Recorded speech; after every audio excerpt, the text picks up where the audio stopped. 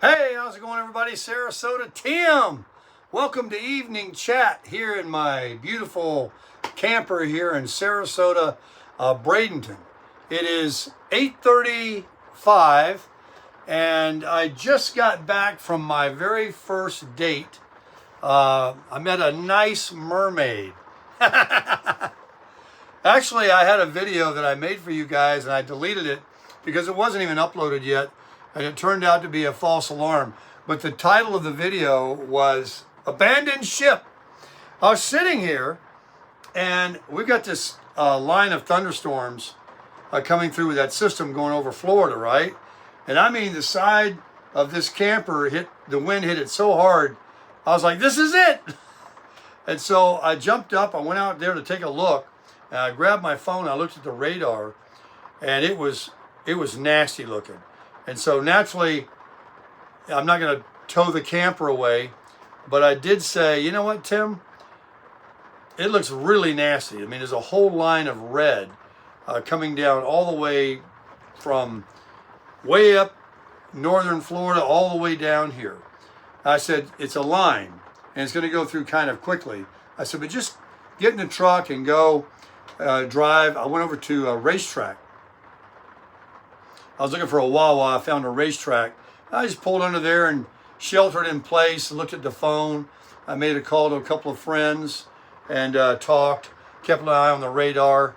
And I've got my YouTube TV app on my phone and the local news and all that.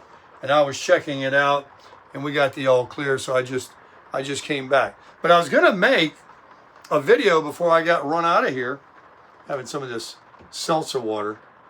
Big old glass bottles.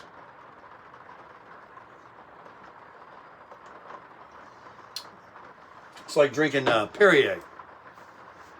I was gonna make a video. I'm still gonna talk about it. It was kind of interesting. Just trying to think of something to chat with you guys about that's different than, eating meat. And we'll get into it right now, and we'll figure out something else to talk about or elaborate on this. So, you guys know I have a good friend named Fred, who's 85 years old. And we're always talking about the average age is like 73 in the United States for a male. And I make videos about Social Security, that you should collect it as soon as possible because of the fact you may not be around if you wait till you're 65 or 70 years old to get your Social Security. So I started asking Google like how many people in the U.S. are this age and that age, and it was kind of interesting. So there's 65 million people in the United States collecting Social Security right now. Okay, 65 million. Okay, think about that. We have 340 million people in the U.S. Now, I guess that's the ones they count that are, born here. And we got about another 20 million, I think, that are here illegally. But 340 million people. So I said, well, how many people are over 60 years old in the United States? Over 60 to 1,000. And there's 79 million people over the age of 60. 79 million. You tilt this up a little bit more. But check this out. This is kind of interesting. So then I said, all right, that's 60 years old. 79 million people. 80 million people in the United States are over 60 years old. 60 or over.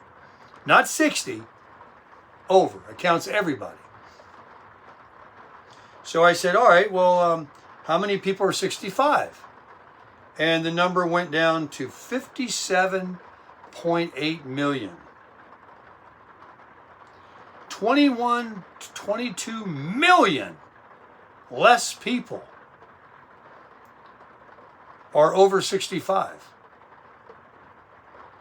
So that just goes to show you between 60 and 65 is a very dangerous period for people that, now this is of course counting people that die of car wrecks and buses hitting them and everything else.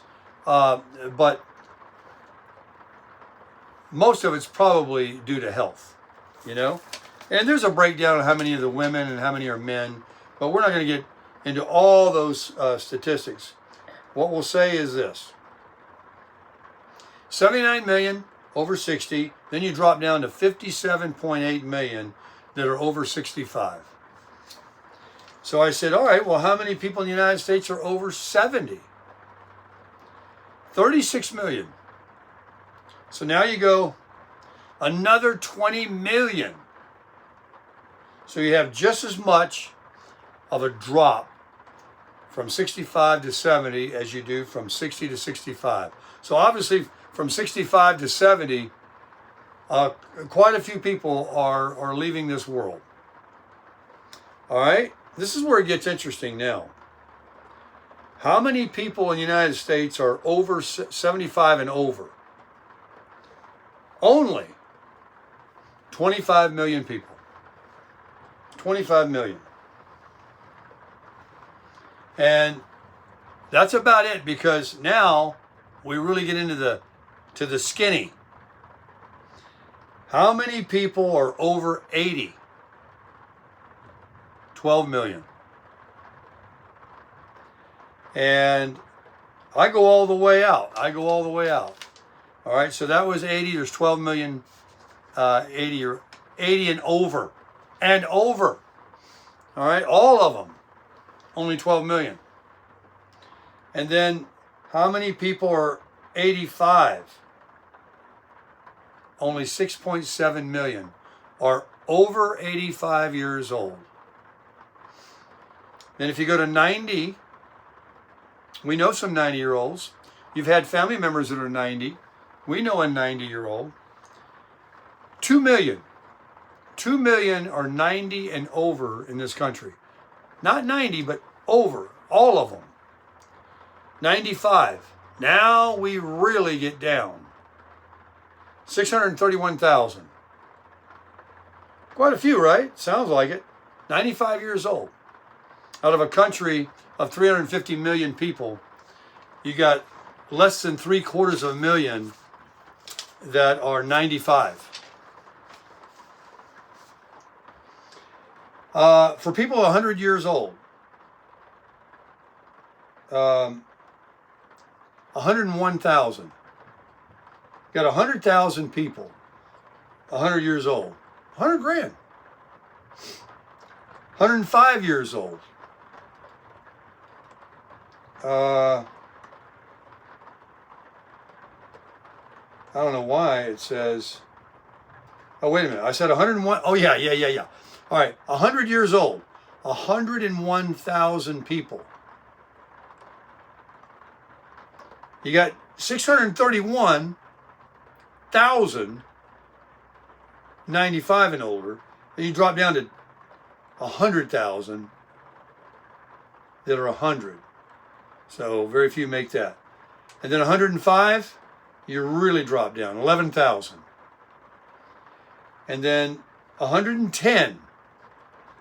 How many people are over 110 years old in this country? 100 to 300 people. And then I just had to keep going. I said how many people are over 115 years old in this country? Goose egg, 0. None. Zilch.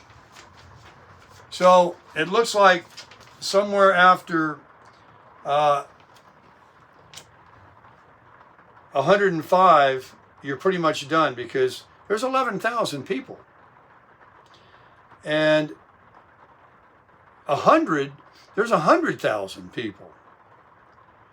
And 600,000 people that go to 95. And 2 million that reach 90. 2 million.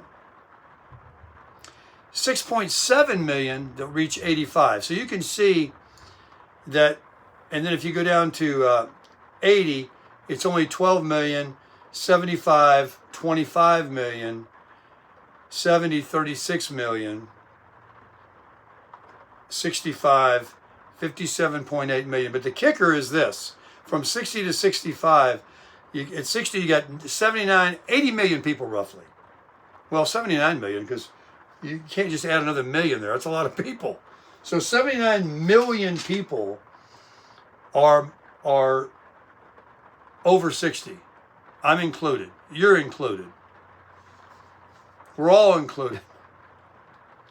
And then over 65, I'm 1 year over it, 57.8 million. So 20-something million less people, and I'm still here. But then it drops another to 36 million from 57 million at people 70 and over. So it's pretty alarming when you see that when you are born and you go to school and you go to college and you take a job and you put your 10, 20, 40 years in a job, one job, get a pension and all that in no time, you're amongst the majority of the living. You're amongst hundreds of millions. You're among. And then, as soon as you get out of your prison job, you know, it's just a downhill slope, which I've told everybody. You know, once you get to be pretty much 55 or 60 years old, even before that, you've reached more than halfway, because remember, the halfway point is like 38 years old, because the average age is 73 for a man. So you're already going downhill, and you certainly speed up from 62 to 65 with the parts starting to wear out. We all at our age know people ourselves that have health issues. Some are small that grew big. Some are small and they stayed small. Some started big and were terrible. Some are debilitating. We got all those people walking around with oxygen tanks and pushing walkers. So you have to realize, what I'm realizing is this. It's not about the Social Security. I'm not getting on that. I'm just saying that life in general, if it's that short, all you got is to go to school, go to college, get your job, raise your family, buy a home, pay off a couple of cars, try to get yourself somewhat debt-free, save a little money, you have a very short runway left, statistically speaking, because 20 million each 5 years less. I mean, it just keeps cutting half and half and half. And, you know, it's like golf. You know, they play Thursday and Friday is the cut. Meaning if you don't get a certain score, you don't play Saturday and Sunday. If you follow golf, you know what I'm talking about. And so, certainly a 66-year-old going to be 67 right here. I'm thinking to myself, what do I care about the little things that people like to get upset about? Road rage, haters, politics, HOA problems, complainers, somebody cuts in line, can't find a parking spot, left my wallet in the car. Really, in hindsight, when you think about, because you know, everybody keeps thinking they have forever. Even my age, I know people do. They don't think about death. If you're relatively healthy, you don't think about, hey, you know, I don't have much longer. You really don't know. It's good that you don't think about it, because it'd be kind of stressful, really. But you really don't know, you know, if tomorrow will come. And if you adopt this attitude and get rid of worrying about things that don't mean a hill of beans, and live your life, live it for you, you will be way better off. I'm talking to myself right now, because I already did that, but I'm not doing it like I'm going to start doing. I keep dismissing these notifications. I'm getting comments coming in. I'm going to turn that off. So get up, get walking, throw out the sugar. I mean, yeah.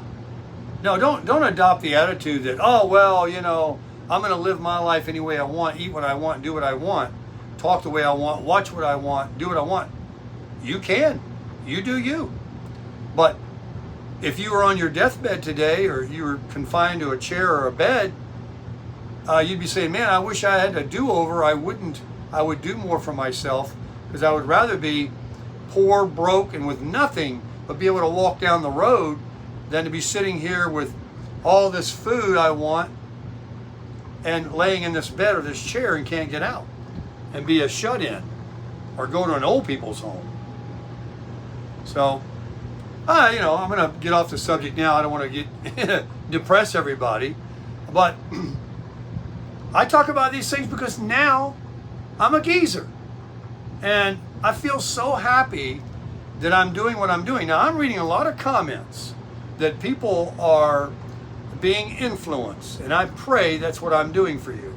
So, like, you know what? I might try fasting. I might try to lose a couple of pounds. I might join a gym. I might start walking every day and counting my steps, because so many of you already do. And when you leave your comment about what you're doing, you're making an impact and an influence too. And it's collectively of everything that we're talking about lately on this channel that are bringing more people. And that's what we want to do. We want to help. We want to share.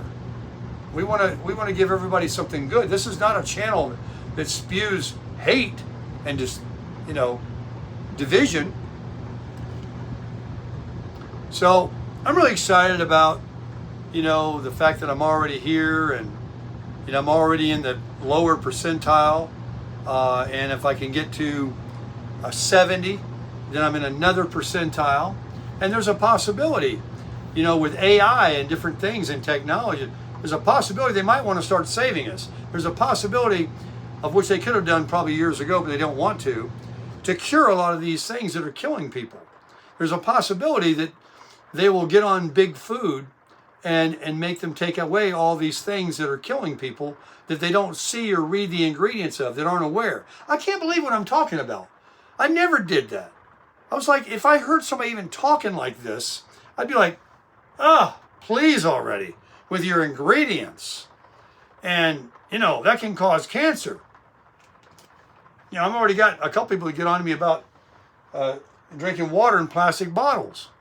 I haven't quite got to that point yet, but there's probably, you know, that's why you're saying it, is you're at that point. You're like, these things are terrible, I guess. They'll kill you. Everything kills you. Just do what you can, but you can do a lot more. Come on. I'm discovering I can do a lot more. I'm not hungry either. These 24-hour fasts I'm doing, I got to take Raphael to the airport Wednesday, and I just got off the phone with her. She's saying, yeah, you want me to make you breakfast Wednesday? And, you know, bacon and eggs. And I'm thinking, well, you know, I'm eating at 5 o'clock every day. That's my eating time that I've been doing for like 6 days now. But I'm like, I don't want to offend her. She wants to, and I love her bacon and eggs. So I'll eat it. And then if I want to go back on my 24-hour fast, or I want to do 2 meals a day, it's one day. And I'm not eating carbs. I'm going to eat carnivore. Meat, eggs, and butter. And by the way, I saw a short tonight that this guy, young guy, he's been on carnivore for 340 days. Good looking, muscular guy, but not a bodybuilder kind, just like perfect athletic fit. But he's young too. And he said, I've been eating this every day. This is my go-to meal. He takes his stainless pan like I have. He gets it really hot and does the water bead thing. I think I showed you guys. When it turns into like mercury, that's when your pan's perfect. You got to get it hot to that point. And he throws in 80-20 hamburger, cooks it up, takes a bowl, cracks 6 brown eggs, non-prisoners, cage-free, and he puts that in a bowl. And as the hamburger's cooking, here's what he does. The hamburger's done. He pours that hamburger meat into a bowl that's already got a nice little chunk of butter in the bottom of the bowl, just cold butter, just throws it in there, pours the whole pan of hamburger meat with the grease, the fat, I should say, it's a better word, in that. Then he pours the eggs, instead of in the pan that he cooked the hamburger meat in, he does use a different pan, or he cleans that pan, whatever, and he cools the pan down, puts butter in the pan, pours the whipped eggs, and somebody in the comments said, put some whipped cream, heavy whipping cream in those eggs, like one of you told me.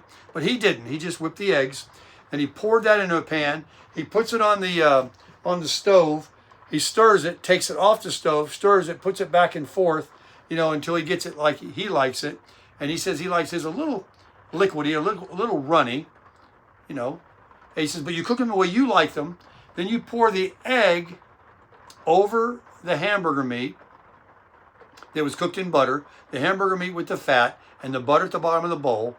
Mix it all up, scrambled egg, hamburger meat, and then he pours and he shows he puts that salt on, like the Edmonds or sea salt or something like that. And he sits there and he says, how did he put it? Like, it's excellent. And I have the short, I've saved it. He's ate it literally every day. People talk about it's not sustainable, the carnivore diet. He's literally ate it. I think I could eat that every day. And guess what? It's a hell of a lot cheaper than buying these steaks. And plenty of fat there. Between the eggs, the butter, the 80-20 hamburger meat. I could eat it every day. I'm getting ready. I'm going to try it tomorrow. Damn right. So I'll make it and I'll show it to you guys. Man, it looks really good. Egg with the hamburger. Steak and eggs. Beef and eggs, He mixes it all up. Man, it sounds good. He says very filling. Keeps you full for hours. I don't know if he's a Moab or an OMAD. What do you call it? 1 meal a day. But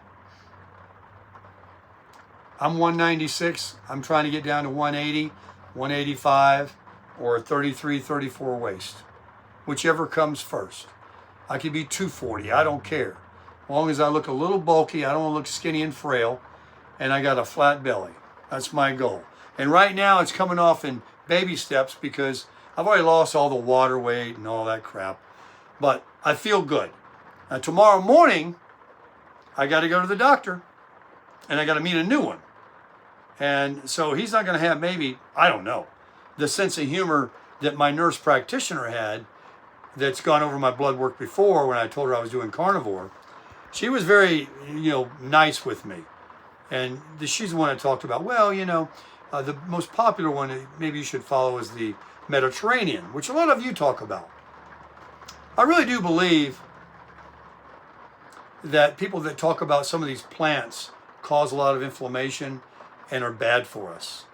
And I also believe a lot of people adapt to them and have been maintaining a good weight and they love what they eat and they're doing fine, So, but I'm going to follow this plan right now. I don't want to introduce anything else. And I'm happy with it, especially that hamburger and scrambled eggs I'm going to start on and get myself out of the poorhouse from eating all these ribeye steaks, of which are very chewy.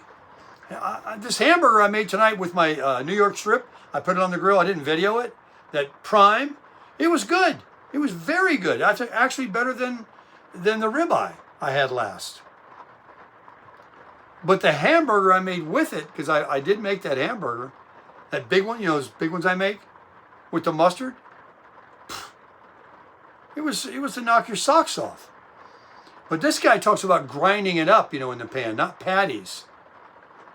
And some people make patties and put Sunnyside eggs up on top. That's another one. But I'm going to go with the hamburger and scrambled egg thing. I'm going to start it tomorrow. Right now, I'm going to put on some Grit TV, call it a night. It's 9:03. I'll get this one up for you guys. Thanks for viewing. The weather here is going to be a little wet, they say, tomorrow, and hopefully everything will be cool and no problem for me or anybody else. in the state of Florida as this system goes through. Crush it!